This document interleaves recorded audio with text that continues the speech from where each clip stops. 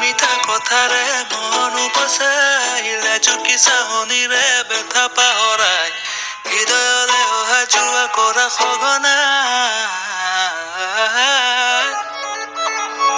মিঠা কথাৰে মন উপচাই লাজুকী চাহনিৰে ব্যথা পাহৰাই হৃদয়লৈ অহা যোৱা কৰা সঘনাই মোৰ হৃদয় নাচিছে আজি ওলাওঁতে